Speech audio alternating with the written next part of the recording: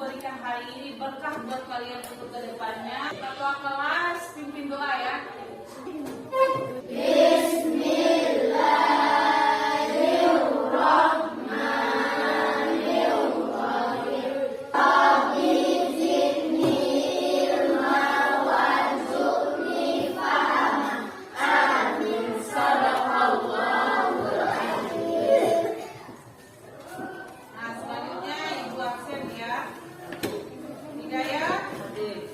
Dinda Regina Putri, Irawati. Nah, alhamdulillah ya semuanya hadir semua. Nah, sebelum kita memulai pembelajaran, kita masih seperti biasa ya, kita literasi membacanya selama 15 menit. Kita bacanya pakai tab ya. Kalau kemarin kita gunakan buku, sekarang kita pakai tab. Nah, ini sudah Ibu install aplikasinya ya, aplikasi dongeng dan cerita rakyat.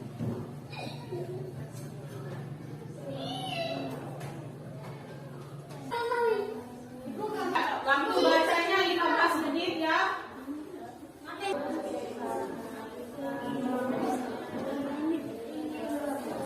Nah, sekarang waktu bacanya sudah selesai.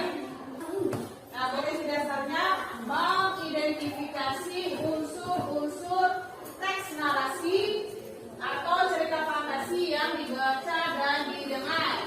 Nah, sementara indikator pencapaian kompetensinya adalah 3.3.1 mengidentifikasi unsur-unsur yang membangun cerita fantasi, tema, tokoh atau latar, alur, sudut pandang, dan amanat, dan menunjukkan buktinya pada teks yang dibaca dan didengar.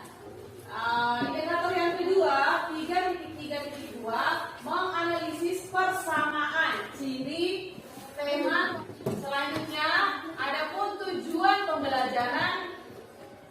Yang pertama, mengidentifikasi unsur-unsur yang membangun cerita fantasi, tema, tokoh atau latar, alur, sudut pandang, dan amanat, dan menunjukkan buktinya pada teks yang dibaca atau didengar. Yang kedua, menganalisis persamaan ciri, tema, tokoh atau latar, alur, sudut pandang, dan amanat. Nah, jadi kita hari ini belajarnya itu unsur-unsur teks narasi. Nah, unsur-unsur teks narasi yang pertama itu adalah tema. Siapa yang tahu tema itu apa? Nah, kemarin kita sudah belajar ya unsur-unsurnya. Ini hanya sebagai pengingat kalian. Nah, tema adalah inti cerita. Misalnya temanya tentang pendidikan. Nah, dari tema itu bisa kita kembangkan dalam judul. Ingat, tema sama judul itu beda. Yang kedua, tokoh. Tokoh itu ada berapa? Ada 3. Tokoh apa aja? Tokoh antagonis. Antagonis katanya jahat. Tokoh antagonis baik. Tokoh yang ketiga, protagonis. Menengah antara antagonis dan protagonis. Selanjutnya latar ada berapa? 3. Latar tempat.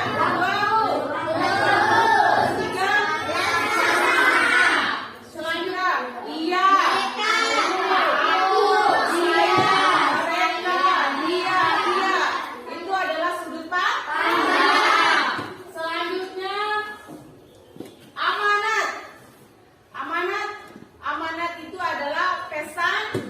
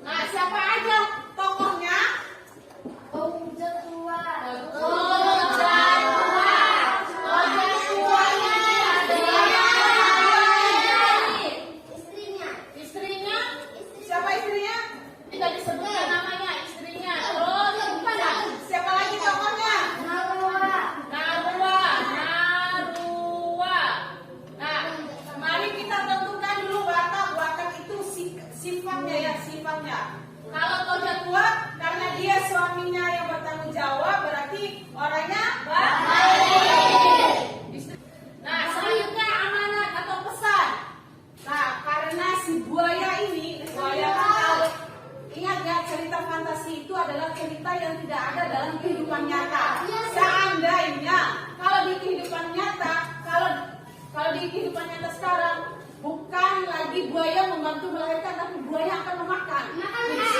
Memakan manusia. Karena ini cerita fantasi, cerita yang tidak ada dalam kehidupan nyata, maka buaya itu bisa menolong orang lain. Berarti di sini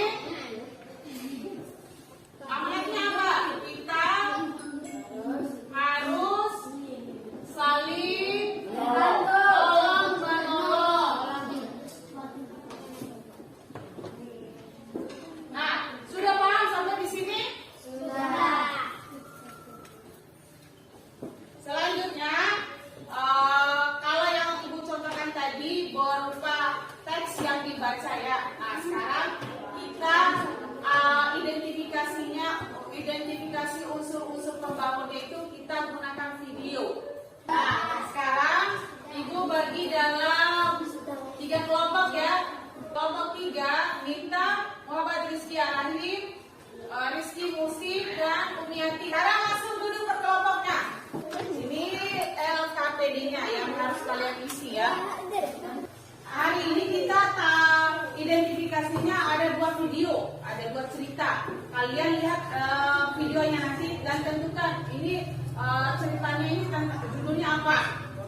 Nah, ini nomor 1, misalnya mau kalian tulis judul nomor 1 itu apa, nomor 2. Nah, setelah itu tentukan tokohnya seperti tadi. Tokohnya siapa saja, kalian tulis. Nah, sama wataknya. Nah, selanjutnya kalimat yang menunjukkan. Nah, sekarang kita nonton videonya. Pada saat Ibu tayangkan videonya, kalian harus menyimak. Nah, sambil menentukan temanya ini apa, latar belakangnya di mana. Legenda Keong Mas. Jadi judulnya Kisahkan di kerajaan Gahar dipimpin oleh seorang raja yang bijak bernama Raja Kertamata. Raja mempunyai 2 orang putri yang cantik-cantik. Putri pertamanya bernama Dewi Galuh, sambil dicoret-coret. sedangkan saudaranya bernama Chandra Kirana.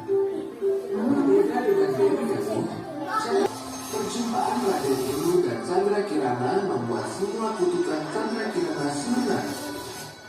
Akhir cerita, Chandra Kirana dan Raden Inu hidup bahagia bersama. Nah, sekarang masuk ke video selanjutnya. Raksasa itu memberikan sebuah kantong kecil berisi biji timun.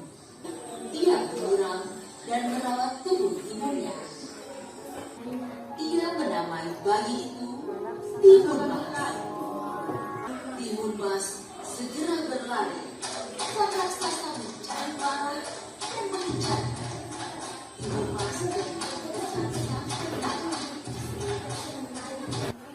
Nah, sekarang sudah nonton kedua video tersebut.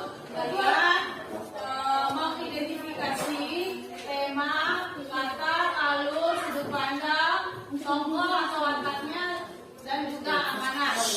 Boleh kelompok lain memberikan komentar. Ya, sekarang yang presentasi kelompok 1.